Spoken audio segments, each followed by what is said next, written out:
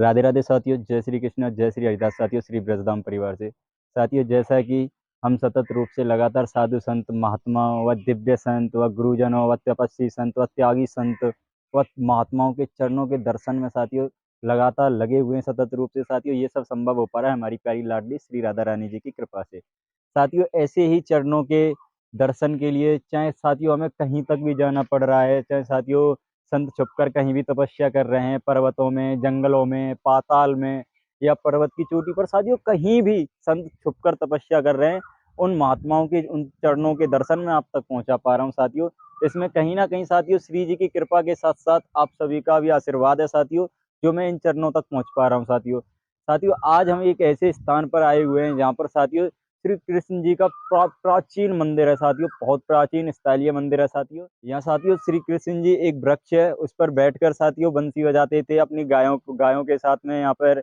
और गौवालों के साथ में खेलते थे साथियों। पीछे यमुना जी थी यहाँ से किसी समय पर, और साथियों मैं उस वृक्ष के भी दर्शन कराऊंगा आपको। साथियों, वो वृक्ष है, वो ऐसा वृक्ष है साथियों जिसमें आज भी अगर कान लगाकर आवाज सुनते हैं तो साथियों बंसी की वही धुन जो श्री कृष्ण जी उस समय पर बंसी को बजाते थे, उसी समय की बिल्कुल हूबहू वही धुन वो आप आज भी सुनाई देती है साथियों। कान लगाते हैं, गहराई से सुनते हैं बिल्कुल मन की शांति से, तो साथियों वो बंसी की धुन अभी भी सुनाई देती है। और साथियों ये सब संभव हो पा रहा है, हम यहाँ तक पहुंचे हैं आप सभी के आशीर्वाद से साथियों। लेके चलता हूँ आपको, दर्शन करा देता हूँ एक बार। राधे।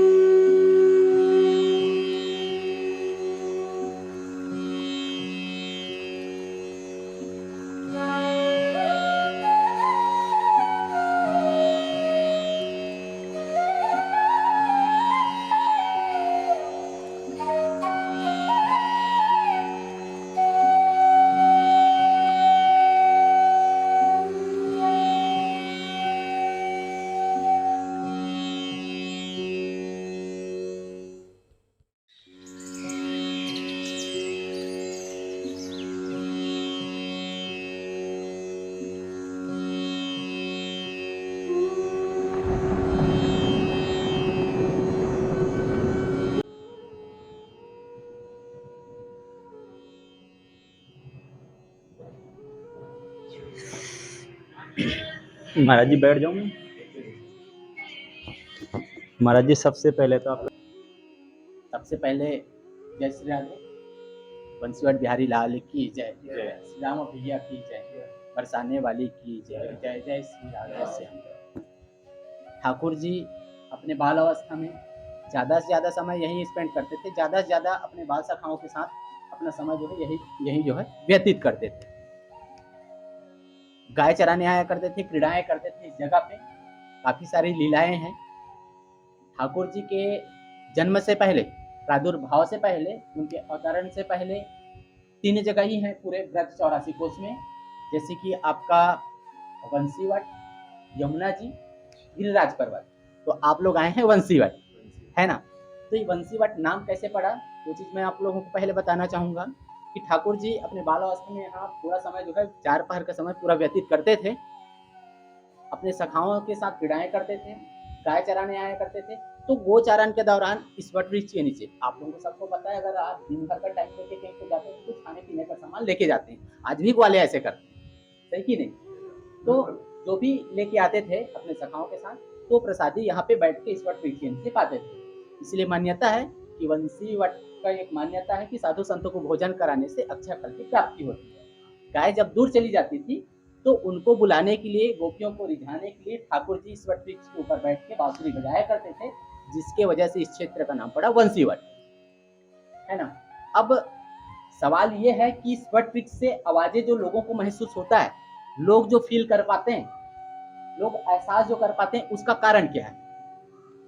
ठाकुर जी बांसुरी इस पे बजाया करते थे बैठ के इस वट वृक्ष पे, ये बात बिल्कुल सत्य है, लेकिन आवाज जो आता है, लोग महसूस जो करते हैं, उसका कारण ये है कि यहाँ पे एक दिव्य और भव्य कार्यक्रम हुआ था, वो था महारास। ये महारास स्थल है जिसमें शिव जी आए हुए थे, भगवान शंकर जी आए हुए थे। तो महारास में जो भी वाद्य यंत्र उपयोग हुए थे, जो भी इंस्ट्रूमेंट उपयोग हुए थे, ढोलक, नगाड़े, मृदंग, डमरू, करताल, झांझ, मंजीरा, घुंघरू, तो ये लोगों के भावनाओं के ऊपर डिपेंड करता है। सारा कुछ लोगों के भावनाओं के ऊपर डिपेंड करता है। और ठाकुर जी की कृपा हो जाए, आपकी भावना और ठाकुर जी की कृपा हो जाए, तो आज भी इस वट वृक्ष के सभी शाखाओं से चौबीसों घंटा, आठों पहर, सातों दिन ये आवाजें जो है लोगों को सुनाई पड़ता है। आपको करना क्या होता है, परिक्रमा करना होता है, 5 कीजिए, 4 कीजिए, आपकी श्रद्धा की बात है। परिक्रमा करने के बाद एक कान अच्छे से बंद करें, आंखें बंद करें, महसूस करने की कोशिश करें, दूसरा कान लगाएं शाखाओं से, तो कुछ ना कुछ एहसास आपको होगा।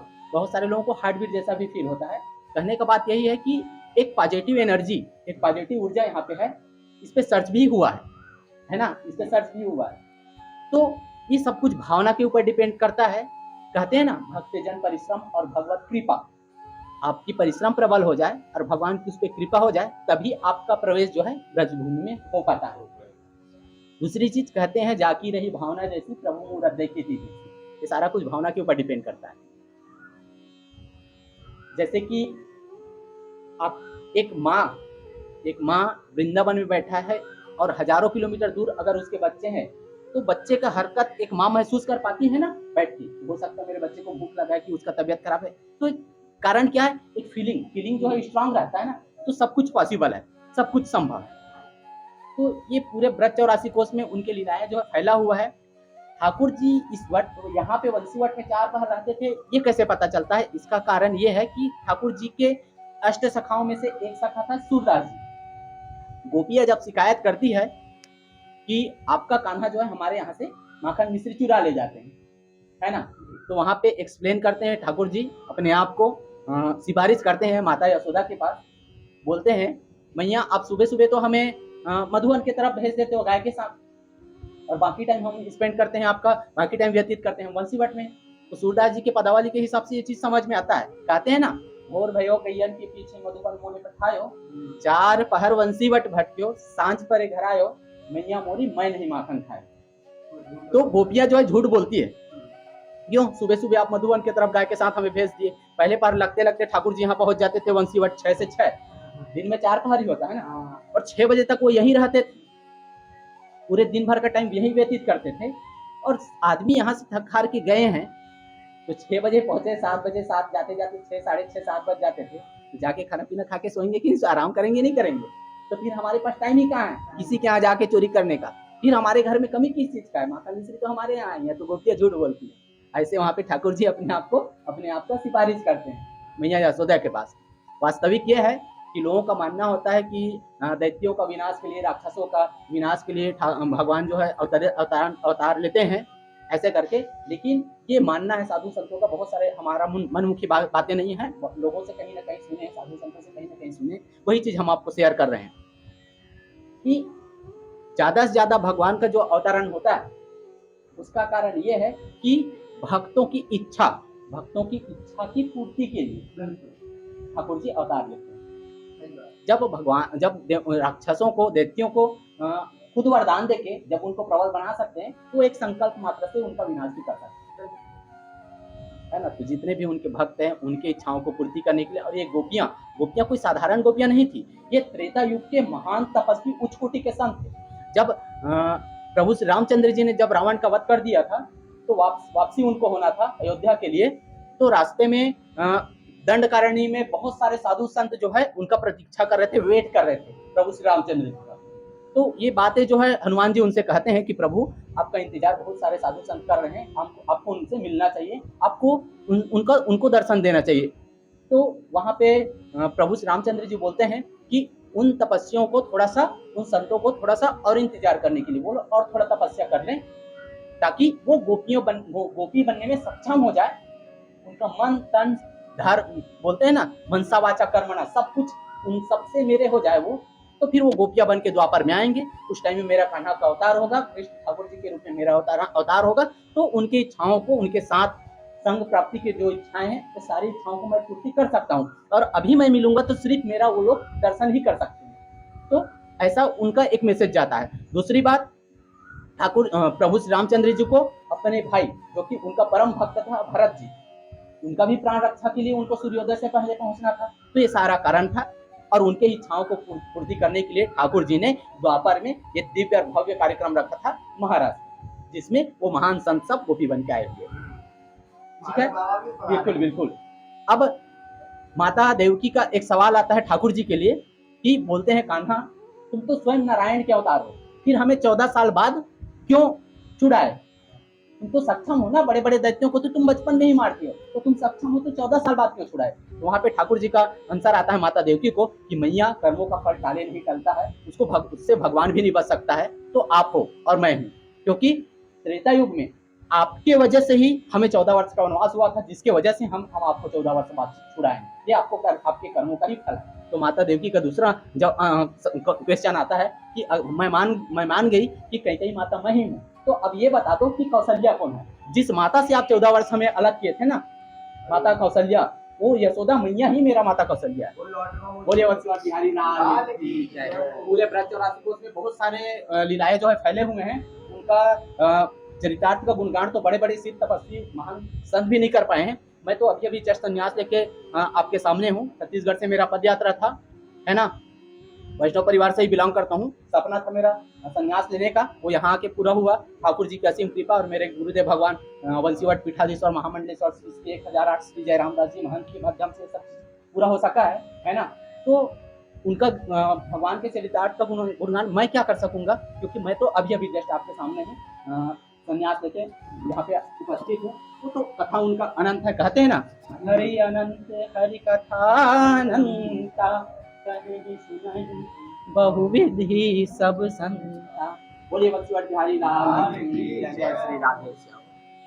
बहुत बहुत धन्यवाद महाराज जी आपका। जी ठीक है, लोगों तक सही मैसेज जाए, क्योंकि बहुत सारे लोगों के दिमाग में उनके बारे में एक चीज आता है कि वंश का ही आवाज हमें सुनाई पड़ेगा करके।